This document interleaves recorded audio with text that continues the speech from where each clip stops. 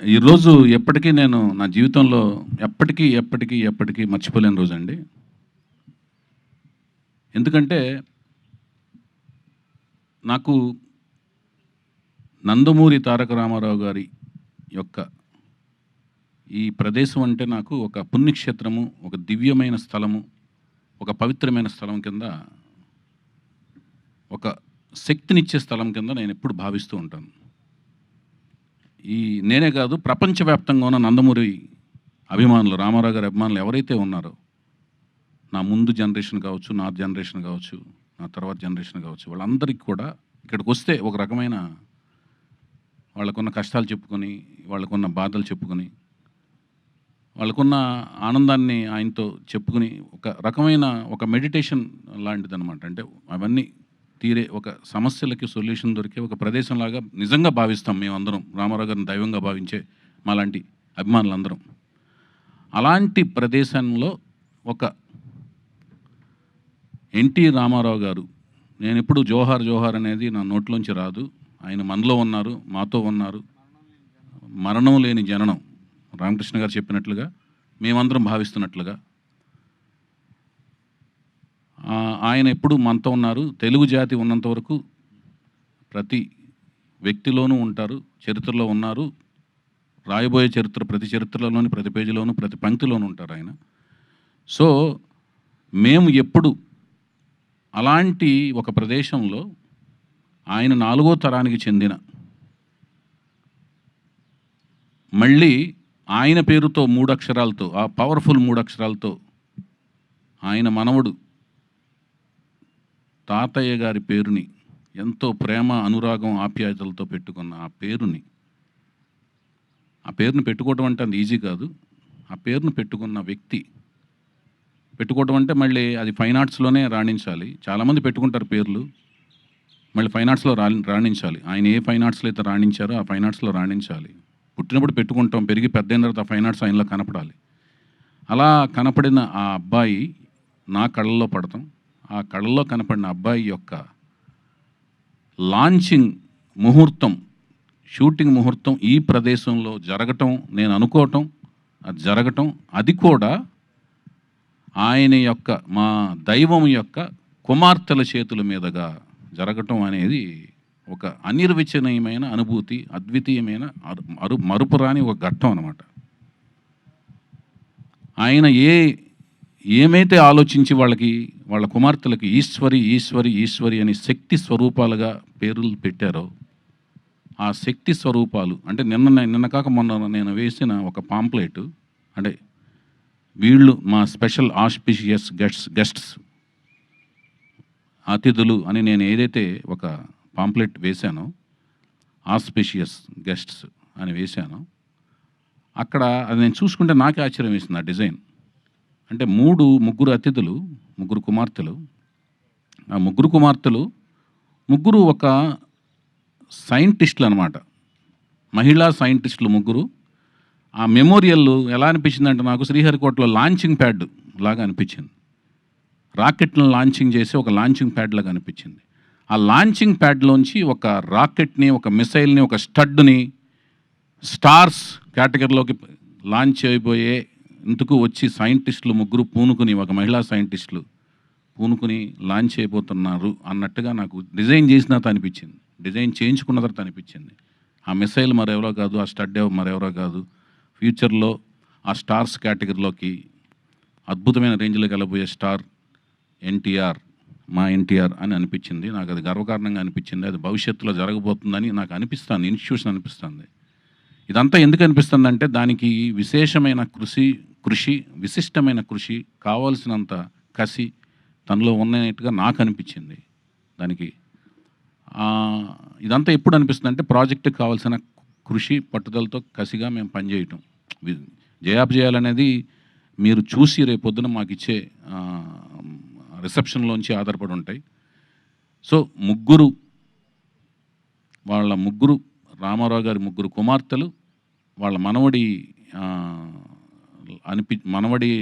రూపంలో ఉన్న, మళ్ళీ ఎన్టీఆర్ పేరుతో ఉన్న అబ్బాయిని, వాళ్ళ నాన్నగారి పేరుతో ఉన్న అబ్బాయిని, మనవడి రూపంలో ఉన్న అబ్బాయిని వాళ్ళ చేతుల మీదుగా వెండితెర ప్రపంచానికి ఆయన యొక్క మెమోరియల్ ప్లేస్లోంచి పరిచయం చేయటం అనే ఒక అపురూపమైన ఘట్టంలో, ఆయన వీరాభిమాని అయిన నేను దర్శకత్వం వహించే ఒక అపురూపమైన ఘట్టంలో నా భార్య సన్నిహితులు, స్నేహితులైన అమెరికా ఫ్రెండ్స్ రమేష్ అత్తిలి గారు నాయకత్వంలోని ఫ్రెండ్స్ అందరూ భాగస్వామ్యం అయ్యి, మళ్ళీ నా భార్య నిర్మాతగా వాళ్ళందరూ కలిసి ప్రొడ్యూస్ చేసే మహిళలందరూ కలిసి చేసే కార్యక్రమంలో భాగస్వామ్యం అవ్వటం అనేది ఒక గొప్ప మరుపురాని ఘట్టం. ఇందులో మన తెలుగు అమ్మాయిని హీరోయిన్గా పరిచయం చేసే ఒక కార్యక్రమం కలిసి రావటం కూడా, ఇదంతా కూడా నాకు ఒక అదృష్టం కింద భావిస్తున్నాను నేను.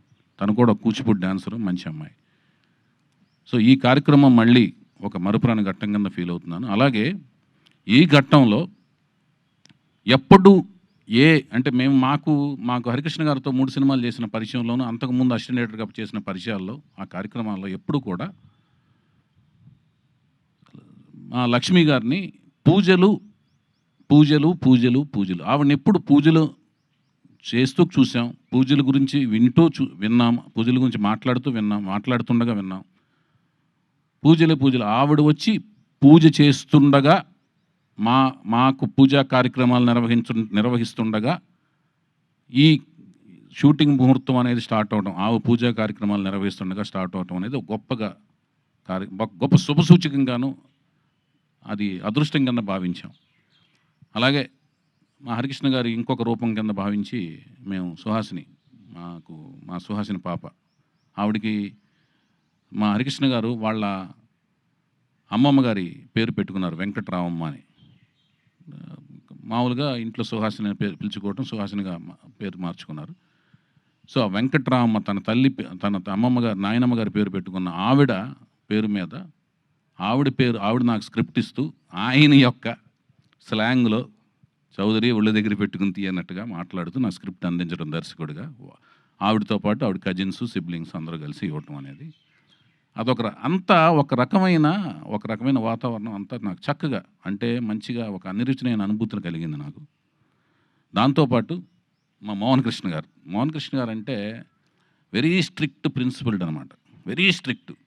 అంటే మనం ఆయన్ని మాయలో మభ్య పెట్టలేం. మనం మభ్య పెడతాం అనుకుని తెలిసేలోపు స్ట్రిక్ట్గా మారిపోతుంటారు. ఆయన్ని అసలు మభ్య పెడతాం కష్టం. అలాంటి ఆయన్ని ఒక షాట్గానే అడిగిస్తే ఆయన దేవుడి దేవుళ్ళు ఒప్పుకోవటం, ముహూర్తం షాట్గా ఆయన డిఓపి కింద మాకు చేసుకోగలగటం. అంటే రామారావు గారిని డిఓపిగా చేసిన ఆయనతో మా ముహూర్తం షాట్ చేసుకుని మళ్ళీ మనవడి యొక్క ముహూర్తం షాట్కు డిఓపిగా ఆయన చేసే ఒక విచిత్రమైన, ఒక అనిర్వచనమైన సంఘటనలో ఆయన లాక్ చేసుకోగలగటం, ఇవన్నీ కూడా అన్ని విచిత్రంగా జరిగినాయి. అలాగే ఎక్కడో ప్రపంచంలో ఒక టూర్లో ఉన్నారు మా రామకృష్ణ గారు. మాకు నందమూరి అభిమానులందరికీ ఒక ఆక్సిజన్ లాంటి ఆయన. ఎందుకంటే ఎప్పుడు వెళ్ళినా కూడా నవ్వుతూ మాడుతుంటారు. ఆయనకి ఏం కష్టాలు ఉన్నాయో, ఏమున్నాయో ఏం తెలియదు, ఎన్ని పనులు ఉన్నాయో బిజీగా. ఏమన్నా ఆక్సిజన్ మీరు మాకు కనపడగానే మాకు కార్బన్ డైఆక్సైడ్ ఎక్కడ ఉందో తెలియదు, కానీ ఆక్సిజన్లా ఫీల్ అవుతాం మిమ్మల్ని. సో మీరు చూడండి ఎంత ఓపికగా ఉన్నారో. అందరి గెస్టులందరినీ పంపించేసి మీరు ఒకటే మాట అన్నారు, నేను ఈ కార్యక్రమానికి నేను హరికృష్ణగానే, నీకు నేను హరికృష్ణలాగా నేను ఉంటా అని కొబ్బరికాయలు కొట్టే వరకు పక్కన నుంచి ఉన్నారు ఆయన. సో మా హరికృష్ణ గారు. అలాగే ఇందాక మా రామ్ చెప్పినట్లుగా ఈ మొత్తం కార్యక్రమాన్ని పైనుంచి దివి నుంచి మా నందమూరి అంటే లక్ష్మయ్య చౌదరి గారు, వెంకటరామ గారు మాకు తెలిసిన, ఆ తర్వాత జనరేషన్లో అయిన మా రామారావు గారు, పక్కనే త్రివిక్రమరావు గారు, ఆ పక్కనే నుంచొని చూస్తున్న సాయికృష్ణ గారు, మా హరికృష్ణ గారు, ఆ పక్కనే ఉన్న మా జానకిరామ్ గారు, ఆ పక్కనే ఉంచిన మా తారకరత్న గారు, అందరూ ఈ కార్యక్రమాన్ని చూస్తూ పులకించిపోతుంటారు.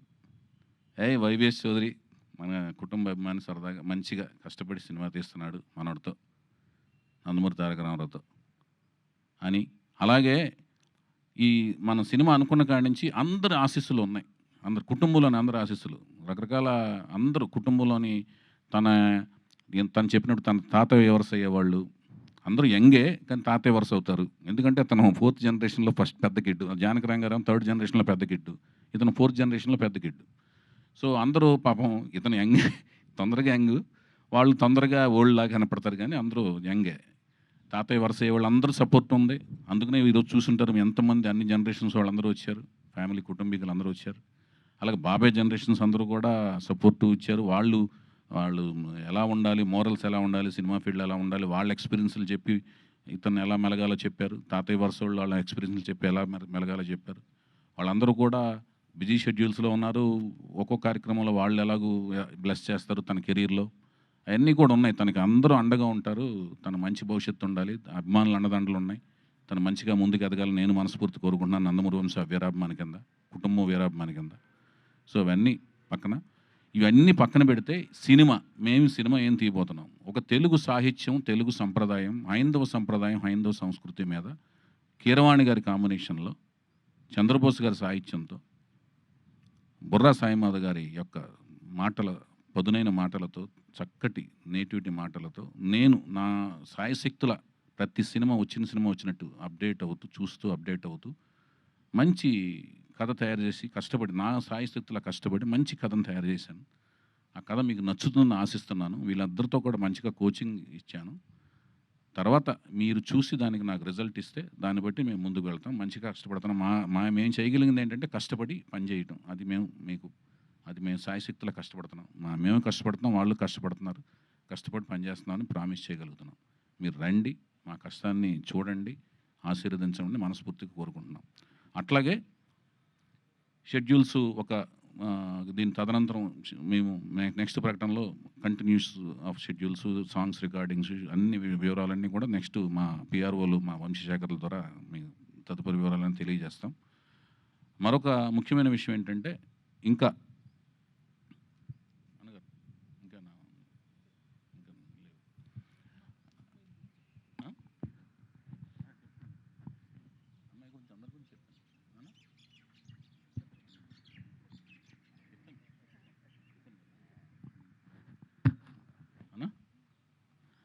అది ఈ అందరూ రావటం అనేది ఇంకా అంత అలాగే అతి ముఖ్యమైన విషయం ఏంటంటే అలాగే మా పూజా కార్యక్రమంలో ముఖ్యమైన అంశం ఏంటంటే వసుంధర గారు నాకు ద్వారా వసుంధర గారు ద్వారా నా వైఫ్కి తను ఫస్ట్ టైం ప్రొడ్యూసర్ అయింది కాబట్టి తాంబూలంలో తను కలిసి రావాలని చెప్పి తను తాంబూలం చక్కగా స్వయంగా ఇచ్చి వసుంధర గారు తనకి మంచి లక్ష్మీ సౌభాగ్యవతిగా డబ్బులు మంచి లాభాలు రావాలి ప్రాజెక్టు ఫస్ట్ టైము కీర్తి ప్రతిష్టలు ఆల్రెడీ వస్తూ దాని కీర్తి ప్రతిష్టలు వస్తే డబ్బులు కూడా వస్తాయని చెప్పి ఆవిడ దీవించి ఇవ్వడం అనేది తనకి మంచిగా రావాలని తను దీవించి ఇచ్చారు. అది కూడా మాకు మంచి చేస్తుందని మేము వసుంధర గారి ద్వారా వచ్చిన అది కూడా మంచి ఆశీస్సులుగా మేము భావిస్తున్నాము. అలాగే ప్రతి ఒక్కరూ అంటే కుటుంబంలోని ప్రతి ఒక్కరూ ఇలా పర్సనల్గా టైం తీసుకుని పురంధేశ్వరి గారు కానీ భువనేశ్వరి గారు కానీ అందరూ ప్రతి ఒక్కరూ పేరున ప్రతి ఒక్కరూ అందరూ రావడం అనేది మాకు చాలా అలాగే ఇప్పుడు ఇండస్ట్రీలోని అందరూ ప్రతి 24 క్రాఫ్ట్స్ వాళ్ళందరూ వచ్చి మమ్మల్ని బ్లెస్ చేయడం కూడా చాలా ఆనందంగా ఫీల్ అవుతున్నాం. అన్నిటికంటే ముఖ్యంగా పాత్రికేయ మిత్రులందరూ కూడా నాకు సోదరుల కింద లెక్క. ఎందుకంటే అందరూ నాకు బాగా ఫ్రెండ్స్. వాళ్ళందరూ కూడా మా ప్రాజెక్ట్ స్టార్ట్ చేసిన కాడి నుంచి మాతో వెన్నంటే ఉన్నారు. నన్ను సోదరులా భావిస్తూ నన్ను మా సినిమా ప్రకటనలన్నింటినీ కూడా చక్కగా ముందుకు తీసుకెళ్తున్నారు. వాళ్ళందరికీ ధన్యవాదాలు తెలియజేసుకుంటూ మీరు మాకు సహకరించండి అని మరొకసారి విన్నవించుకుంటూ థ్యాంక్ యూ సో మచ్.